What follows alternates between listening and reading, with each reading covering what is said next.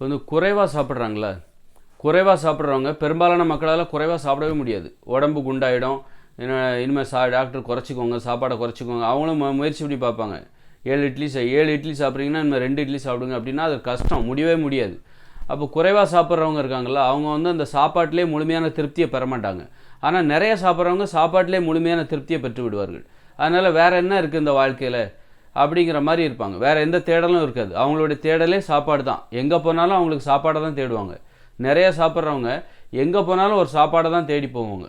சாப்பாடு தான் அவர்கள் தேடலுக்கான ஒரு ஆர்வத்தை கொடுக்கும். அவங்க எங்கே தேடினாலும் அவங்ககிட்ட உள்நோக்கம் ஒரு சாப்பாடு இருக்கும்.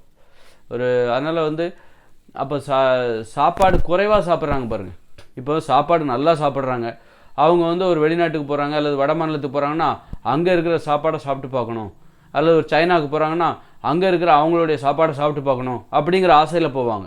அப்போ குறைவாக சாப்பிட்றவங்க இப்போ வந்து ஒரு வழக்கமாக எல்லோரும் ஒரு 5 இட்லி 6 இட்லி சாப்பிட்றாங்க. ஒருத்தர் குறைவாக தான் சாப்பிடுவார். அவர் எப்போவுமே 2 இட்லி தான் சாப்பிடுவார். அவர் சைனாவுக்கு போகிறாருன்னு வச்சுக்கோங்க, அவருடைய ஆர்வம் என்னவாக இருக்கும்? ஏன்னா அவர் இங்கேயே கஷ்டப்பட்டு கடமைக்கு தான் 2 இட்லி 3 இட்லியும் சாப்பிட்றாரு. அப்போ அவர் சைனாவுக்கு போகிறார் அப்படின்னா அவர் எதை எதிர்பார்த்து போவார்? நல்லா சாப்பிட்றவங்க பிரியாணி அது இதுன்னு நல்லா சாப்பிட்றவங்க சைனாவுக்கு போகிறாங்கன்னு வச்சுக்கோங்க, சும்மா சுற்றி பார்க்குறதுக்காக போகிறாங்க. அவங்க நல்லா சாப்பிட்றவங்களுடைய எதிர்பார்ப்பு என்னவாக இருக்கும்? ஒரு வெளிநாட்டுக்கு போகிறாங்க அப்படிங்கும்போது அவங்களுக்கு எதிர்பார்ப்புங்கிறது சாப்பாடாக தான் இருக்கும். அங்கே உள்ள சாப்பாடு எப்படி இருக்கும் அப்படிங்கிற ஆர்வமாக தான் இருக்கும். அப்போ குறைவாக சாப்பிட்றவங்க அவங்க எதை எதிர்பார்த்து தேடுவாங்க? வெளிநாட்டுக்கோ எங்கேயோ போகிறாங்க, அவங்க அன்றாட வாழ்க்கையில் அவங்க எதை தேடி போவாங்க? குறைவாக சாப்பிட்றவங்க சாப்பாடு மேலே கொஞ்சம் வெறுப்பு இருக்கும் அவங்ககிட்ட, கடமைக்காக சாப்பிட்றாங்களே. அப்போ அவங்க எதை தேடுவாங்க? அதுவே நல்லா சாப்பிட்றவங்க தினசரி வாழ்க்கையில் எங்கே போனாலும் மத்தியானம் எப்போ வரும் சாப்பிட்லாம் அப்படின்னு தான் தோணுவாங்க. ஏதாவது இன்டர்வல் வருதா, அங்கே பஜ்ஜி இருக்கா, இந்த கடைக்கு போகலாம் அந்த கடைக்கு போகலாம், இப்படி சாப்பாடை அடிப்படையாக கொண்ட ஒரு தேடல். அதே சாப்பாடுனாலே வெறுப்பு, கடமைக்காக சாப்பிட்றவங்க அப்போ அவங்க எதை தேடி போவாங்க? வேறு எதையாவது தேடி போவாங்க. சாப்பாடை மீறி வேறு என்ன இருக்குது இந்த உலகத்தில்? சாப்பாட்டை தவிர்த்துட்டு வேறு என்ன இந்த உலகத்தில் தேடுவதற்கு வேறு என்ன இருக்குது அப்படின்னு அந்த மாதிரி தேடுவாங்க.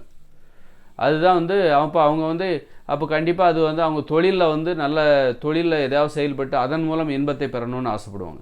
நல்லா சாப்பிட்றவங்க சாப்பாட்டிலே திருப்தி அடைஞ்சிருவாங்க. சாப்பாடு அப்பாடா நல்லா சாப்பிட்டாச்சு, ஒரு தூக்கம் போட்டால் நல்லாயிருக்கும். அப்போ எந்திப்பாங்க, திரும்ப என்ன சாப்பிட்லான்னு போவாங்க. திரும்ப சாப்பிட்ட பிறகு திரும்ப அதிலே திருப்தி அடைஞ்சிருவாங்க. ரெஸ்ட் எடுக்க தான் தோணும், சும்மா உட்காந்து கதை பேச தான் தோணும். அதுவே சாப்பாடை குறைவாக சாப்பிட்றவங்க, குறைவாக கடமைக்கு சாப்பிட்றவங்க, வெறுப்பாக இருக்குது சாப்பாட்டு மேலே வெறுப்பாக இருக்கிறவங்க வேறு ஏதாவது ஒரு வகையில் தங்களுக்கு இன்பம் வேண்டும் என்று தேடுவார்கள். வேறு எந்த வழியில் தங்களுக்கு இன்பம் கிடைக்கும் அப்படின்னு தேடுவாங்க. அப்படி தேடும்போது அவங்க கண்டிப்பாக அவங்க வந்து எதையாவது சாதிச்சாதான் அவங்க திருப்தி அடைவாங்க. நல்லா சாப்பிட்றவங்க சாப்பாட்டிலே திருப்தி அடைஞ்சிருவாங்க.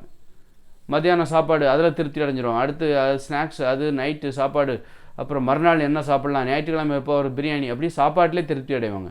சாப்பாட்டில் திருப்தி அடைய முடியாதவர்கள், குறைவாக சாப்பிடுகிறவர்கள், அவங்க வந்து வேறு ஏதாவது ஒரு வகையில் தனது வாழ்க்கைக்கு தேவையான திருப்தியை பெறுவதற்காக ஏதாவது தொழில் அல்லது படிப்பு இந்த மாதிரி விஷயத்தில் திருப்தியை தேடுவார்கள்.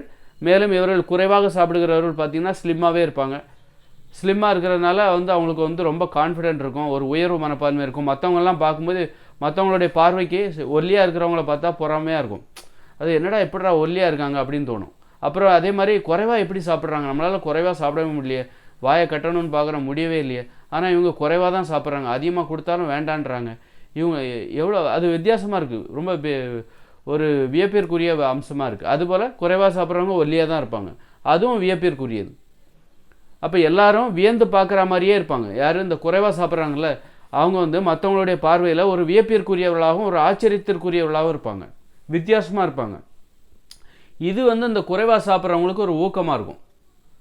எல்லோரும் நம்ம இந்த குறைவாக சாப்பிட்றத பேசுகிறாங்க. இப்போ வழக்கமாக நிறைய சாப்பிட்றவங்கள பற்றி பேச மாட்டாங்க, சாப்பிடு அப்படிம்பாங்க. வீட்லேயும் சரி வெளியிலையும் சரி எல்லோரும் போல் சாப்பிட்டுட்ருப்பாங்க. அதுவேளை இந்த குறைவாக சாப்பிட்றாங்க பாரு, அவங்கள பற்றி எல்லோரும் பேசுவாங்க. அவங்க அம்மா அப்பா பேசுவாங்க, அவங்க கொஞ்சமாக தான் சாப்பிடுவான்.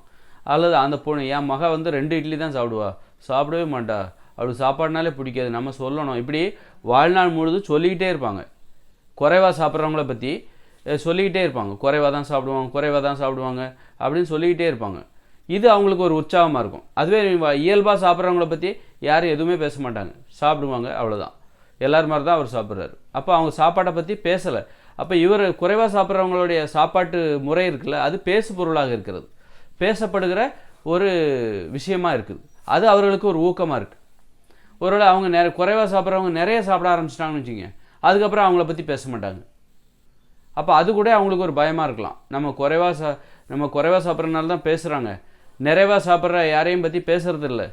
அப்போ அதுபோல் நம்ம நிறையா சாப்பிட ஆரம்பிச்சிட்டா நம்மளை பற்றி பேசாமல் போயிடுவாங்க அப்படிங்கிற அந்த எண்ணம் அவர்களுக்கு இருக்கும். அதனால் அவங்க குறைவாக சாப்பிட்றது கூட அதுக்கு ஒரு காரணம். இயல்பாக அந்த சாப்பாட்டு மேலே அவங்களுக்கு ஒரு வெறுப்பு இருக்கும்.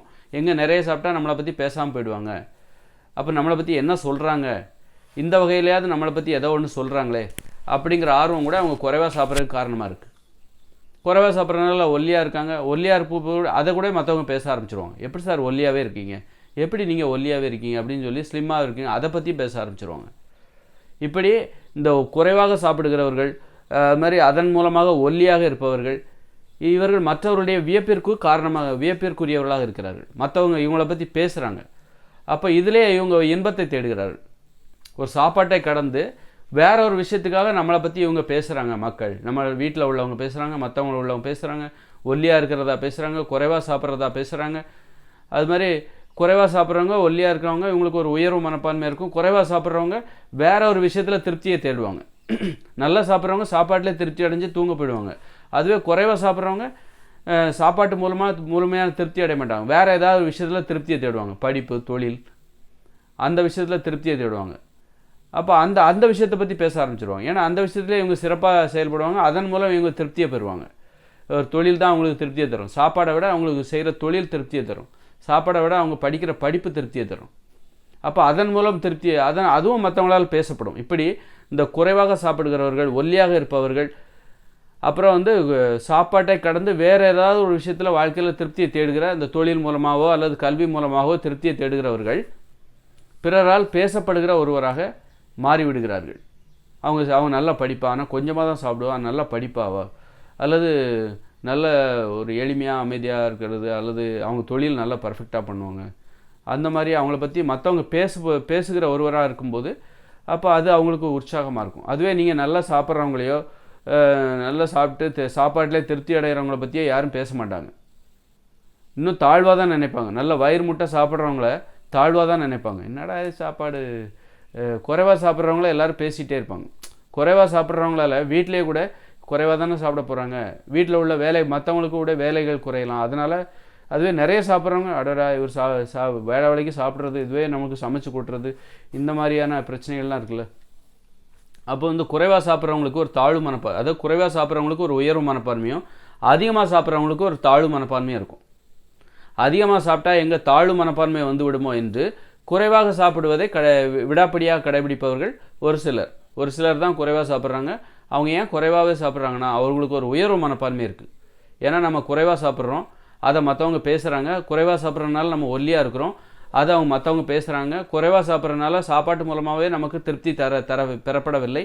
அதனால் சாப்பாட்டை கடந்து தொழிலோ படிப்போ அதில் நம்ம இன்பத்தை திருப்தியை தேடுகிறோம். அதுவும் மற்றவருடைய பேசு பொருளாக இருக்கிறது. நான் நல்லா படிக்கிறேன், எழுதுகிறேன், அல்லது தொழில் செய்கிறேன், ஏன்னா நான் குறைவாக சாப்பிட்றேன், ஒல்லியாக இருக்கிறேன், அதனால் நான் நல்லா படிக்கிறேன், அல்லது நல்ல தொழில் செய்கிறேன். இதுவும் மற்றவருடைய பேசு பொருளாக மாறிவிடுகிறது. மற்றவங்க நம்மளை பேசுவதற்கு குறைவாக சாப்பிட்றது, அப்புறம் ஒல்லியாக இருக்கிறது, அப்புறம் ஆரோக்கியமாக இருக்கிறது. குறைவாக சாப்பிட்றவங்க ஆரோக்கியமாக இருப்பாங்க. அப்புறம் பார்த்திங்கன்னா சாப்பாட்டை கடந்து வேறொரு வகையில் திருப்தியை தேடுவது, கல்வி அல்லது தொழில், இதெல்லாம் மற்றவங்க பேசு பொருளாக மாறிவிடும். இந்த உயர்வு மனப்பான்மையோடு குறைவாக சாப்பிடுகிறவர்கள் வாழுகிறார்கள். அதுவே அதிகமாக சாப்பிட்றவங்களுக்கு தாழ்வு மனப்பான்மை. என்னடா நம்மளை சாப்பாட்டுக்கு அடிமை ஆகிட்டோமே, அப்போ சாப்பிடாமல் நம்மளால் இருக்க முடியலையே, உடம்பு வேறு குண்டாகுது, நோய்கள் வேறு வருது, பல பிரச்சனைகள் வேறு வருது. இப்படி தாழ்வு மனப்பான்மையில் அதிகமாக சாப்பிடுகிறவர்கள் இருப்பார்கள். அப்போது குறைவாக எல்லாருமே அப்போ அது உயர்வு மனப்பான்மை பெறணும்னா குறைவாக தான் சாப்பிட்ணும், அதிகமாக சாப்பிடக்கூடாது. அப்போ குறைவாக சாப்பிட்ணுன்னா அப்போ நிறைய சாப்பிட்றாங்களே, அதுக்கு என்ன பண்ணுறது? உங்கள் மேலே தப்பு இல்லை, சாப்பாட்டில் தான் தப்பு இருக்குது. உங்களை அதிகமாக சாப்பிட சொல்கிறது அந்த உணவு மீது தான் தப்பு இருக்குது. ஏன் அதிகமாக சாப்பிட்றீங்க? நீங்கள் சாப்பிட்ற சாப்பாடு உங்கள் மேலே தப்பு இல்லை, நீங்கள் சாப்பிட்ற சாப்பாடு தான் தப்பு. என்னது? உப்பு கலந்து சமைச்சா அந்த அரிசி சோறு, பிரியாணி, இட்லி, பூரி, பொங்கல், தோசை, இதுதான் நீங்கள் அதிகமாக சாப்பிட்றதுக்கு காரணமாக இருக்குது. அதுவே நீங்கள் காய்கறி, பழங்கள், கீரைகள், பொரியல், கடலை, காளான், இலைத்தலைகள், பருப்புகள், இந்த மாதிரி சாப்பிட்றீங்கன்னு வச்சுக்கோங்க. மாமிசம்லாம் சாப்பிடக்கூடாது, மீன்லாம் சாப்பிடக்கூடாது, பால், தயிர், மோர், வெண்ணெய், நெய்லாம் சாப்பிடக்கூடாது, அரிசி, கோதுமைலாம் சாப்பிடக்கூடாது, மைதா சாப்பிடக்கூடாது, அப்போ நான் எதெல்லாம் சாப்பிட்லான்னு சொன்னனோ அதை மட்டுமே நீங்கள் சாப்பிட்டீங்கன்னா நீங்கள் குறைவாக தான் சாப்பிடுவீங்க, உங்களால் அதிகமாக சாப்பிடவே முடியாது. அப்போ இன்றைக்கி மக்கள் அதிகமாக சாப்பிட்ற யாராக இருந்தாலும் சரி, உலகத்தில் யாராக இருந்தாலும் சரி, காய்கறிகள் பழங்கள் கீரைகளை சாப்பிட்டா, பருப்பு வகைகள் கடலைகள் காளான் இலைத்தலைகளை சாப்பிட்டா குறைவாக தான் சாப்பிடுவாங்க, அதிகமாக அவங்களால சாப்பிடவே முடியாது. அப்போ மனிதர்கள் இன்றைக்கி அதிகமாக சாப்பிட்றாங்கன்னா அதுவே ஒரு பிரச்சனை தான், அதுவே ஒரு நோய். எது அதிகமாக சாப்பிட்றது தாழ்வு மனப்பான்மை ஏற்படுத்தும். இன்றைக்கி உலகம் முழுக்க பெரும்பாலான மக்கள் அதிகமாக சாப்பாட்டுக்கு அடிமையாயிட்டாங்க. காரணம் மனிதர்களிடம் தப்பு இல்லை, மனிதர்களாலே சாப்பாட்டுக்கு அடிமையாகும், அப்படி கிடையாது. மனிதர்கள் சாப்பிட்ற உணவில் தான் தப்பு இருக்குது. தப்பான உணவை சாப்பிட்டனால தான் நீங்கள் அதிகமாக சாப்பிட்றீங்க. தப்பான உணவு எது? அந்த அரிசி கேழ்வரகு கோதுமை அப்புறம் உப்பு கலந்து சமைக்கப்பட்ட உணவு, அப்புறம் சீனி சர்க்கரை நாட்டு சர்க்கரை இதெல்லாம் போட்டு, அப்புறம் பார்த்திங்கன்னா பேக்கரி உணவுகள், மாமிசம் மீன் முட்டை தயிர் மோர் வெண்ணெய் நெய் தேன்லாம் மனித உணவு கிடையாது, தேனீக்களுக்கான உணவு, பால், இந்த மாதிரியான உணவுகள் தான் மனிதர்கள் அதிகமாக சாப்பிடுவதை ஊக்குவிக்கிறது, அடிமைப்படுத்துகிறது. அதுவே காய்கறியை சாப்பிட்டீங்கன்னா கொஞ்சமாக தான் சாப்பிடுவீங்க. கொஞ்சமாக சாப்பிட்டா என்னாகும்? பழங்களை சாப்பிட்டா கொஞ்சமாக தான் சாப்பிடுவீங்க, இனிப்பாக இருந்தாலும் கொஞ்சமாக தான் சாப்பிடுவீங்க. கீரைகள் கிழங்குகள் பழங்கள் பயிர்கள் பருப்புகள் கடலைகள் காளான் இலை தலைகள் இதைத்தான் சாப்பிடணும், உப்பு சேர்க்காமல் சாப்பிடணும். அப்போ எப்படி சாப்பிட்றதே கஷ்டமாக இருக்கும், கொஞ்சமாக தான் சாப்பிடுவீங்க. கொஞ்சமாக சாப்பிட்டா என்னாகும்? ஒல்லியாக இருப்பீங்க. ஒல்லியாக இருந்தால் என்னாகும்? நல்லா நடப்பீங்க, ஓடுவீங்க, சாடுவீங்க, ஒரு இடத்துல இருக்கவே முடியாது ஒல்லியாக இருந்துட்டா. அதுவே குண்டாயிட்டா ஒரு இடத்த விட்டு உங்களால் நகரவே முடியாது. அப்போது ஒல்லியாக இருக்கிறவங்க ஒரு இடத்துல இருக்க மாட்டாங்க, அங்கே போவாங்க இங்கே போவாங்க. கொஞ்சமாக சாப்பிட்றவங்க தான் ஒல்லியாக இருப்பாங்க, ஒல்லியாக இருக்கிறவங்க தான் ஓடுவாங்க சாடுவாங்க, உட்காரதும் எழுந்திருக்கிறதும் அவங்களுக்கு அவ்வளோ ஈஸி. விளையாடணும்னு தோணும், ஆடணும்னு தோணும். ஆடினா அழகாக இருக்கும், விளையாடினா அழகாக இருக்கும், நடந்தால் அழகாக இருக்கும். அதுவே குண்டாக இருந்துட்டால் நடக்கவே முடியாது, ஆடி அசைஞ்சு போகணும், வெறுப்பாக இருக்கும், தாழ்வு மனப்பான்மை வரும். அது காரணம் அளவுக்கு அதிகமாக சாப்பிட்றது. அளவுக்கு அதிகமாக சாப்பிட்றதுக்கு என்ன காரணம்? அரிசி கோதுமை மாமிசம் மீன் முட்டை தயிர் மோர் வெண்ணெய் நெய் பால், இதுதான் காரணமாக இருக்குது. அப்போ மனிதர்கள் குறைவாகத்தான் சாப்பிடுவார்கள், அதிகமாக சாப்பிடவே முடியாது. சாப்பிட வேண்டிய உணவுகளை சாப்பிட்டால் அதிகமாக சாப்பிட முடியாது. மனிதர்கள் எதை சாப்பிட வேண்டுமோ அந்த உணவுகளை சாப்பிட்டால் மனிதர்களால் அதிகமாக சாப்பிட முடியாது.